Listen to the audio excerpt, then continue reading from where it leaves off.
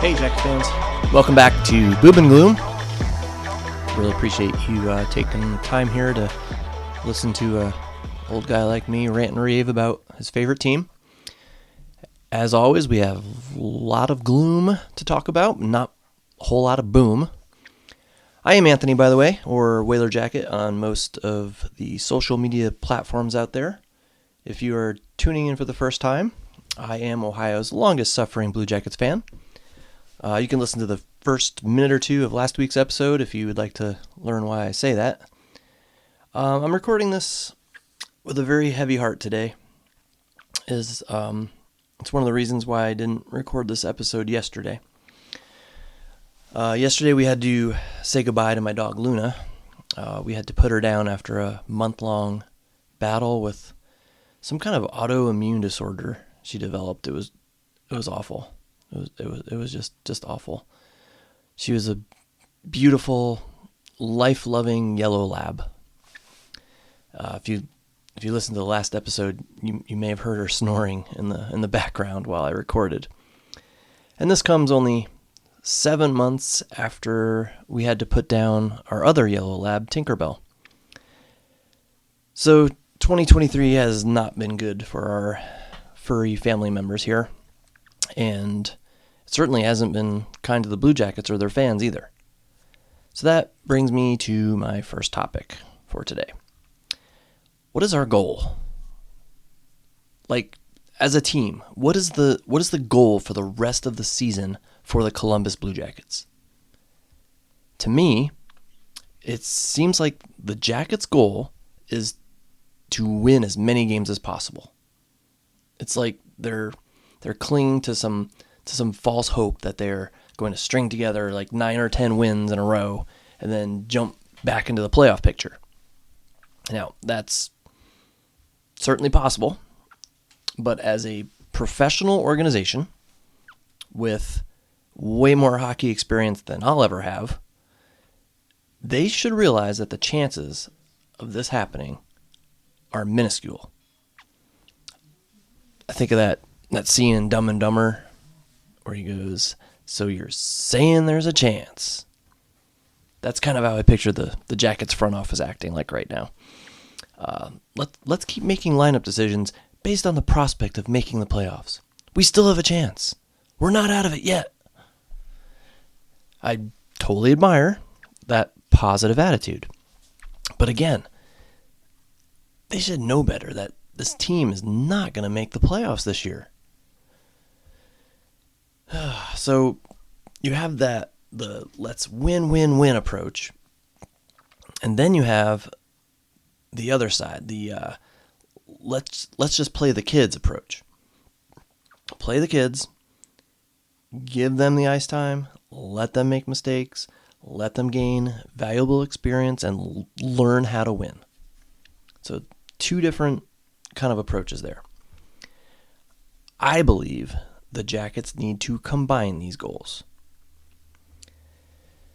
Their objective for the rest of the season should be win as many games as possible while playing the youngsters as much as possible. You want to make winning your number one priority? Fine, that's what you should be doing. But do it while optimizing the ice time of our future stars. You need a goal, last minute of the game? Instead of throwing Line and Gaudreau out there, how about putting out Fantilli and Johnson? Or put out the Russian line. Although that line is fast becoming our most reliable and most dangerous line anyway. But, try Juracek on the power play. And if they don't score, who cares? It's not like you are scoring with your veterans anyway. And the kids would get the experience so that maybe next year or the year after that, they will have that valuable experience under their belts. So if it were me, Fantilli, Johnson, Juracek, those are the players that would be getting the top minutes. And if they make mistakes, can't score, and it cost you a win, so what? If you're not going to make the playoffs, then winning only actually hurts your draft position. So by giving the young players more ice time, even if you lose the game, you're winning in some respect or from a certain point of view. So that's what I think the Jackets' goal should be. Just win as many games as possible with the young players playing as much as possible. Now, if they win and turn things around, awesome. And if they don't, they get more experience and give you a better draft pick, which is also awesome. So don't get me wrong now. Winning a crap ton of games is more awesome. I totally get that. But if we're out of the playoffs, which I completely believe we are at this point, then we might as well have a different goal. Play the kids. Okay? Win as much as you can with the kids in the lineup, as much as you can put them in the lineup. All right. Moving on. Next thing I want to talk about. Let's talk about that Toronto win. Or that win against Toronto. And I'm putting the word wins in quotations here because, yeah, it was a win. And I know the old phrase, 2 points is 2 points. But it was the least happy I have ever been after a Blue Jackets win. Where do I start? I remember when the Jackets blew a 3-goal lead in the third against the Kings, and I thought, this has got to be rock bottom. There is no way this could happen again. Oh boy, well, not only was I wrong about it not happening again, but I was also wrong about it being rock bottom. What kind of NHL team takes a 5-0 lead into the third period and blows it? How is that even possible? When the Jackets were up 3-0, all right, against the Maple Leafs, with the memory of the Kings game fresh in my mind, I was not comfortable. I didn't feel like the lead was safe. Then they were up 4-0, and I'm thinking, I should be comfortable, but I'm still not. I thought to myself, now if they can get to 5-0, then I'd feel comfortable. But that's the problem right there. What kind of team has fans who have to see their team up by 5 goals before they can even feel comfortable that their team's going to pull off the win? And the thing is, when it got to 5-0, I still didn't feel comfortable. Something in the back of my mind told me, this is the Blue Jackets we're watching here. So I expected myself to have an easy feeling once they hit that 5-goal lead, but I didn't. And you know what? I was right. Again. I've said it before. I know my favorite team. I know them. So what is an acceptable, safe lead for this team? Is it 6 goals now? Now, isn't that a pathetic state of affairs that I even have to say that? We have to have a 6-goal lead in order to feel confident that our team will pull off a victory? I'm sorry, that's ridiculous. To have that little faith in your team is just mind-blowing. And it's warranted. They have proven that being up 5 goals is not enough. And that is just so sad. And I'm not sure what the fix is. A lot of people out there saying it's a coaching issue. Now, I agree to that to a large extent. But I also think that these guys are all professional hockey players here. They've been playing hockey their whole lives. At some level in their hockey careers, they have all been part of successful hockey teams. They know what it takes to win in some respect. They also know that they can't sit back on leads. So it might be a head case thing, and if so, they need to get out of their own heads. Right now, if a 5-goal lead isn't enough to give them confidence to close out a game, then they're not going to feel confident with a more common 1 or 2 goal lead. And that is very troubling. Also during that game, all right, Laine's injured. Shocker. He's out 6 weeks, shoulder injury. I think it was a broken clavicle, I believe. All right, well, there's a silver lining here, in my opinion. Now, I certainly don't want to see any of our players suffer long-term injuries or any injuries for that matter. But my maybe controversial take is that right now, the Jackets are a better team without Laine in the lineup.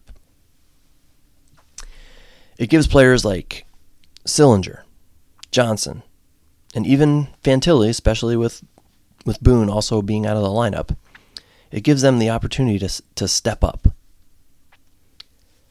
Hopefully it gets them more ice time and puts them on the ice in more significant or important situations. But here's another take. It may be good for Laine. All right, maybe it will give him the opportunity to reset and reflect.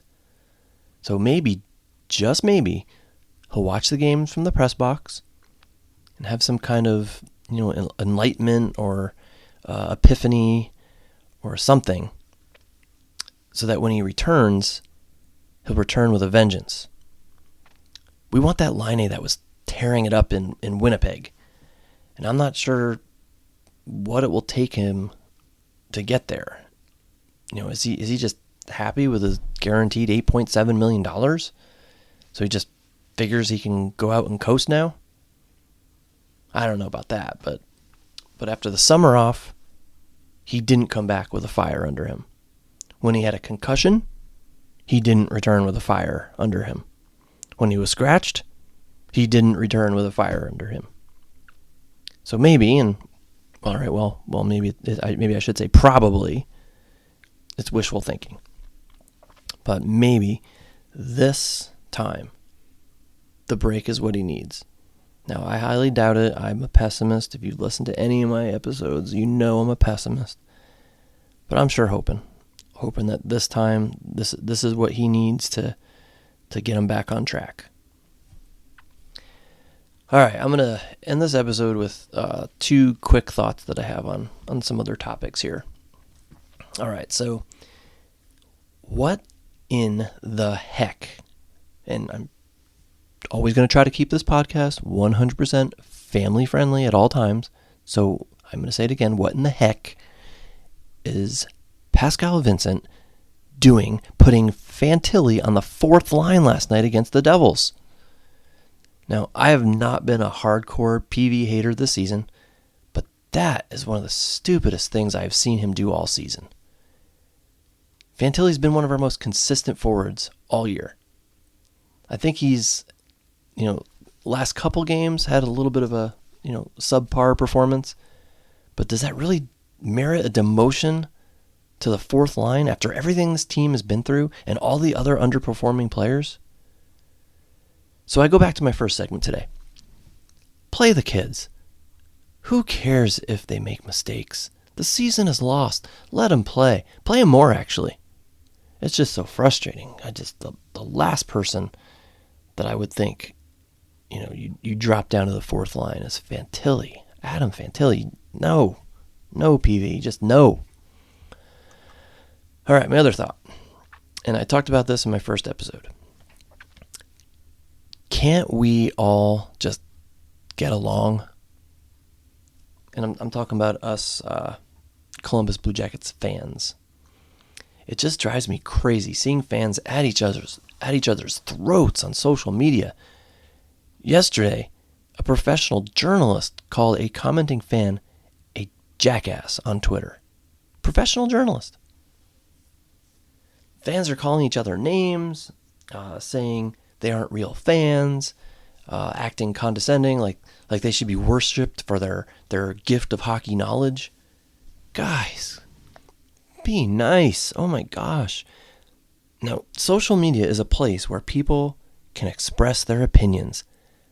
They are opinions. You don't have to agree with them.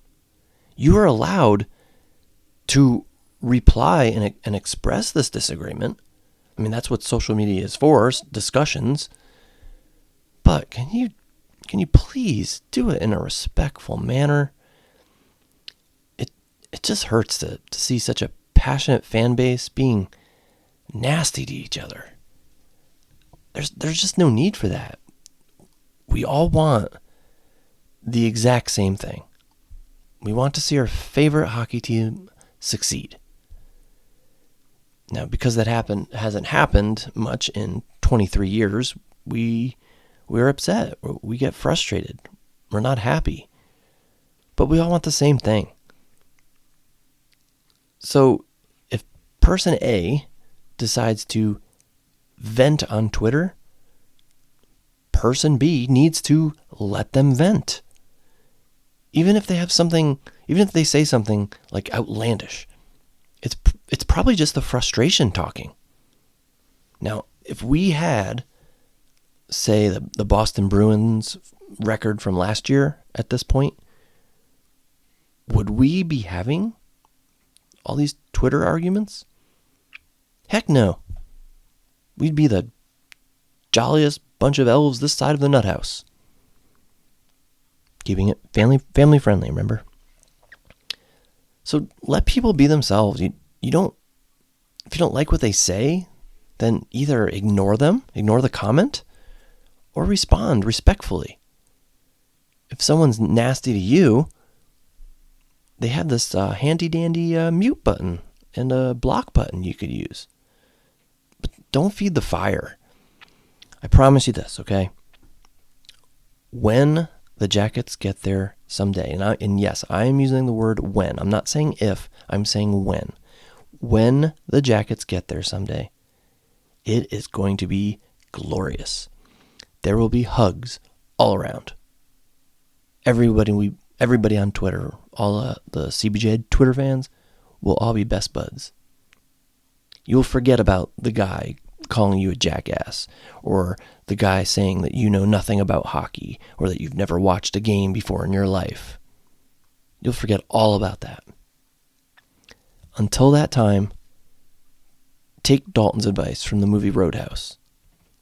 Be nice. And let's not go into the rest of that quote, though. If you know the movie, you know what I'm talking about. All right, so that's all for today. I hope everyone has had a great weekend. As always, comments and questions, you can find me on social media. My username is WhalerJacket. Keep your chin up, guys. And I hope you guys will join me again next week. Take care, everyone.